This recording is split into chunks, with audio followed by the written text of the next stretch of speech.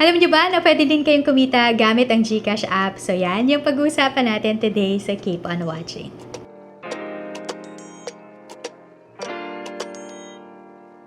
Hi everyone, it's Amy Gaze and welcome back to my channel. So before tayo mag-jump in sa topic natin today ay kung interested kayo kung paano nyo i-maximize at i-monetize ang inyong online presence. So kung gumagamit kayo ng mga social media, yan. Kung interested kayo kung paano i-monetize ang mga ito, meron akong ginawang playlist kung paano tayo mag-earn ng extra income gamit lang ang ating mga social media platforms. So kung interested kayo dyan, ay ilalagay ko na lang yung link ng playlist na yon down in the description box or dito sa ating card. So ngayon, ang pag-uusapan natin ay paano ba tayo kikita gamit ang GCash app. Yes, kikita tayo gamit ang ating GCash app and alam nyo ba na legit din ito dahil wala tayong ibang gagamitin na platform kundi yung GCash app lang. So, yan. Ito ngayon yung tinatawag na referral or job referral. Now, kung tayo ay magre-refer ng job na makikita natin dito sa GJobs at natanggap yung ni-refer natin ay makaka-receive tayo ng referral commission or kaya ay makapag-earn tayo ng extra income. Alam nyo ba na merong ibang mga companies at may mga ibang trabaho na kapag nag-refer tayo at natanggap yung ni-refer natin ay makakapag-earn tayo ng malalaki talaga. Merong mga 20,000, 30,000 and even up to 80,000 pesos. So imagine, nag-refer lang tayo ng trabaho sa ating kaibigan, sa ating kakilala or sa ating mga kamag-anak.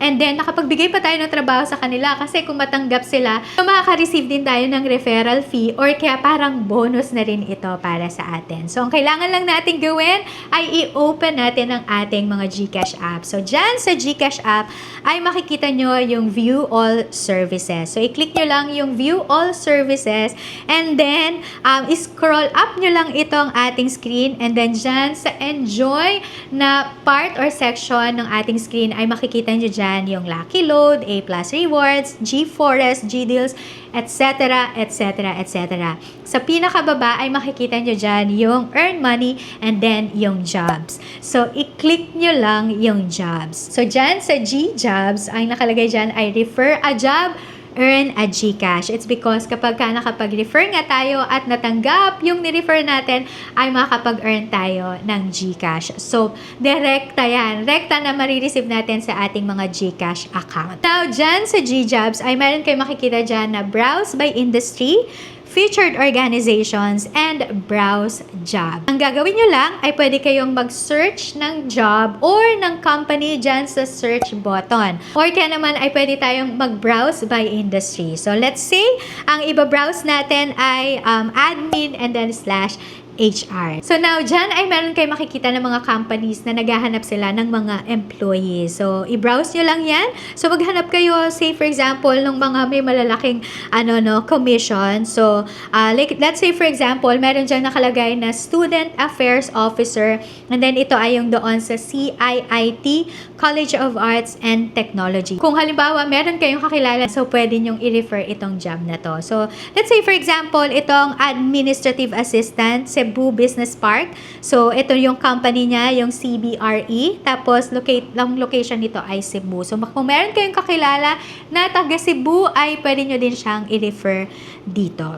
Ang i-click natin dito ay yung Refer Now. So, pag click natin yung Refer Now, ay it will lead you sa screen na kinakailangan nyong i-complete yung inyong profile. So, meron dyang nakalagay na what is your current job title. So, dyan sa what is your current job title ay i-type in nyo lang kung ano yung current job title nyo. So, like for example, ako, I'm a business owner because I own yung Graceful Publication. So, tinype in ko lang dyan na business owner. And then, i-click lang natin yung next. And then, merong another question which is, what industry does your current position fall under? So, i-select nyo lang yung industry na yun. So, in my case, admin /HR. So, i-click nyo lang yung next and then meron ulit another question which is, what's your specialization? So, i-select nyo lang yung category dito. So, ako nilagay ko dito ay top management.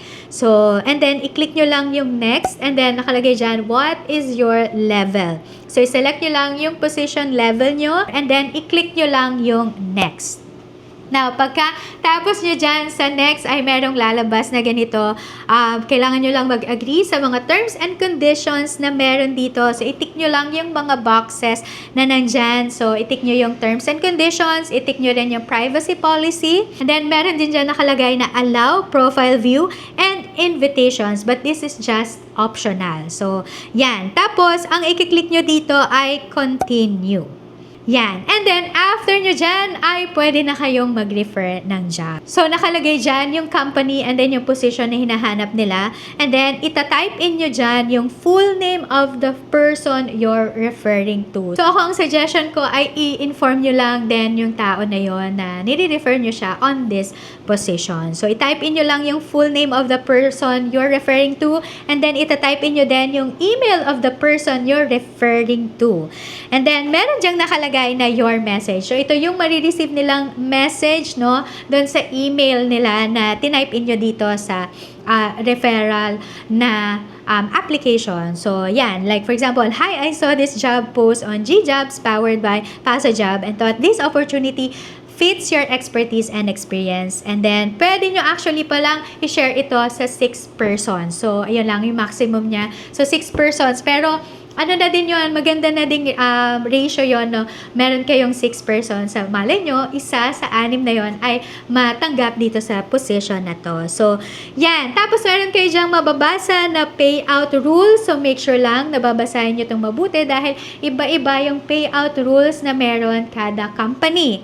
So, like for example dito, ang nakalagay dito ay according to the schedule set by this employer, yung 50% of the referral fee will be credited to your wallet 30 days upon the candidate's hire and the other 50% will be credited 90 days upon the candidate's hire. So, dahil, syempre, malugi nga rin naman sila pagka hindi din talaga nagtagal yung ni-refer natin. Pero, at least, pag na-hire yung ni-refer natin, ay meron pa rin tayong makukuha na referral fee. And then, meron dyang referral details and then, email alerts. And then, i-click nyo lang yung send referral and then, marireceive na nung ni-refer nyo na yan, yung email na to and then, pwede na siyang mag-apply for that position. So, yan yung isa pang way kung paano tayo makapag-earn ng extra income. Dahil ang hirap na ng buhay natin ngayon, so kinakailangan natin na magkaroon talaga tayo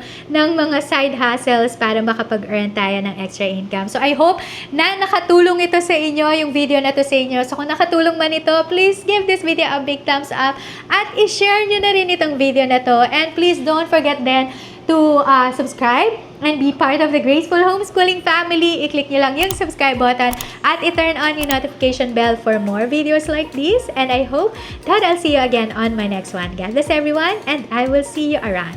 Bye!